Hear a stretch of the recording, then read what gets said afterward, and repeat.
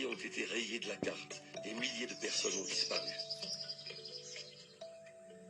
Dans la chefferie de Bamenjou, nous rencontrons Ramo Sokudjou. Ici, tout le monde s'adresse à lui en l'appelant Sa Majesté le Roi. Le roi Ramo était un nationaliste engagé et un sympathisant de l'UPC. Il adresse des reproches extrêmement graves à l'ancienne puissance coloniale française, l'accusant de crimes de guerre, voire de génocide. Il y a effectivement eu génocide au Cameroun, et précisément dans la Sanaga maritime et dans la province de l'Ouest. Moi, à qui vous vous adressez, je ne suis pas seulement témoin, mais je suis un rescapé, je suis une victime du génocide. Pourquoi vous parlez de génocide? Il ne s'agit pas de la mort de quelques 3, 4, 5, 6 personnes. Mais il s'agit d'une tuerie en masse, où on vient le matin, l'armée sort 30, 50 personnes, et on les vient, on tire sur, on les descend. Et puis on prend le corps, on va jeter quelque part. Au Cameroun, il n'y a jamais eu de génocide.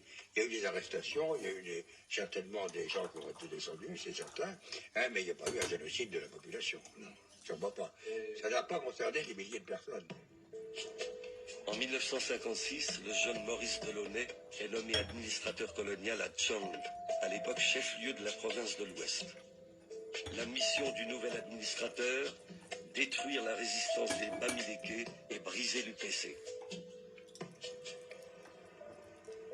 Aujourd'hui, Maurice Delaunay vit à Cannes, sur la côte d'Azur. Après avoir assumé son mandat d'administrateur, il a longtemps été ambassadeur de France. Il a terminé sa carrière politique comme maire de la ville de Cannes. Il se souvient très bien de l'époque où il était administrateur colonial au Cameroun. Voilà ma casquette d'administrateur de la France d'outre-mer. Vous voyez que je vais les remettre. Voilà. C'était une période qui était à la fois sympathique par le travail qu'on pouvait faire, mais en même temps, dans cette région, il y a eu cette propagande de l'UPC, vous voyez, qui a complètement renversé la situation, quoi. Et comment vous avez fait pour stopper les UPC? Écoutez, j'avais fait un très grand camp dans la montagne, hein, au-dessus de Bafoussam, et là, j'avais peut-être 700 à 800 types qui étaient incarcérés, qui sont restés là pendant pas mal de temps. Comment il faut s'imaginer ce camp? C'était un camp avec des barbelés. Moi, vous savez, j'avais été prisonnier en Allemagne pendant quelques temps, alors je savais comment ça se passait. Alors j'avais fait un camp avec des barbelés, hein, avec des miradors, et il y avait des gendarmes français qui gardaient le camp, gendarmes français et gendarmes camerounais, qui étaient très fidèles. Pour le roi Ramo et sa suite, le nom de Delaunay évoque de terribles souvenirs. Sur ordre de Delaunay, l'armée française avait occupé la chefferie et assigné son souverain à résidence. Pendant 2 ans, j'étais en résidence surveillée. Un escadron de l'armée française s'est installé ici dans mon palais. Les 2 ans que j'ai passés ici, j'ai eu des exactions inhumaines.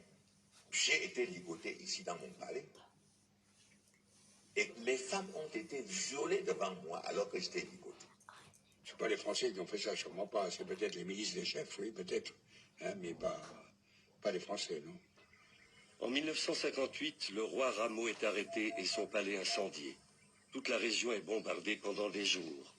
Il y avait souvent, le matin, 2 bombardières par de Koutaba.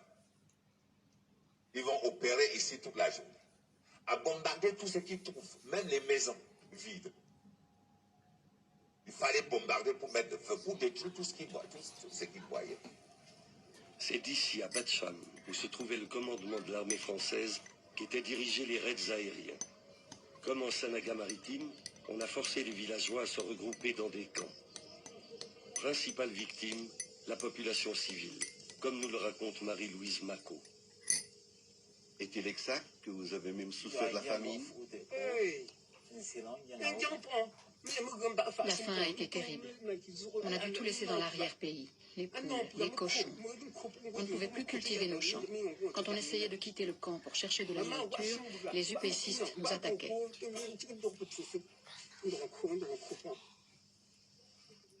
Les habitants des camps sont considérés comme des traîtres et deviennent la cible des UPCistes. Les combattants de l'UPC, sans formation militaire, sont trop mal équipés pour affronter directement l'armée. C'est pourquoi ils se contentent d'attaquer les camps. Contre les rebelles et les sympathisants de l'UPC, l'armée fait aussi appel à des auxiliaires locaux appelés gardes civiques. Ils sont craints par-dessus tout, car ils se font passer pour des rebelles et agissent comme des chasseurs de tête. Il y avait des fois des zones où on coupait les têtes pour rentrer à la maison, pour aller exposer dans un grand carrefour comme ça. Par exemple, à Bafoussam. On faisait ça à Bafoussam, on exposait les têtes à Bafoussam. On expose. Les gens passaient voir. Les gens passaient voir. Et d'autres devaient s'instruire à ne pas continuer à aller en procès. Je vous dis alors, à mon avis, j'ai du roman, parce que moi, je n'ai jamais connu ça. Jamais. C'est du roman. Moi, vous savez, j'obéissais aux ordres qui m'étaient donnés. Hein? Monsieur Mesmer était mon patron. Hein? Il m'avait confié la région Babilité à la fois pour l'administrer et à la fois pour la sécuriser. J'ai fait mon travail. Peu avant l'indépendance du Cameroun, Delaunay sera nommé ambassadeur au Gabon. L'armée camerounaise poursuit la répression sous le commandement d'officiers français. De 1955 à 1970, plus de 300 000 personnes auraient été enlevées et tuées au Cameroun. Plusieurs dizaines de milliers d'entre elles sont toujours portées disparues. Pierre Mesmer justifie les opérations militaires menées au Cameroun. L'UPC était un parti communiste dirigé par des chefs communistes impitoyables. Mouniobé et surtout Moumié étaient des gens impitoyables. Alors, quand vous êtes impitoyable, eh bien, vos adversaires ne vous font pas de pitié non plus, ils ne vous font pas de cadeaux. Une opinion fortement contestée par des observateurs internationaux comme Charles-Henri Favreau, qui à l'époque s'est rendu souvent au Cameroun. Je dirais affrontement militaire, oui, du côté français. Du côté camerounais, c'était effectivement des gens non armés, mal organisés. Il était bien sur le plan, si vous voulez, du militantisme politique et de cette volonté de créer un mouvement de libération, mais il n'en avait absolument pas les moyens militaires. De même, l'avocat Jacques Vergès, qui pendant la Grande Répression visitait le Cameroun comme observateur. Les prisons étaient des mouroirs où les gens étaient torturés, tués. Nous étions en pleine illégalité. Il y a eu génocide, usage du napalm contre des populations civiles. Le napalm qui est une arme de destruction massive, qu'on n'a jamais condamnée quand elle a été utilisée par les défenseurs de la civilisation. Tous les chefs de l'UP seront victimes d'attentats, liquidés. Septembre 1958.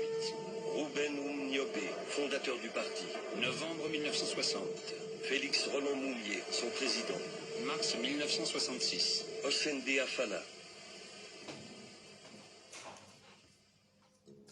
Le dernier leader historique de l'UPC, Ernest Ouandié, est arrêté en 1970. Le 15 janvier 1971, il est exécuté dans ce terrain vague à Bafoussam. C'est la fin de toute résistance.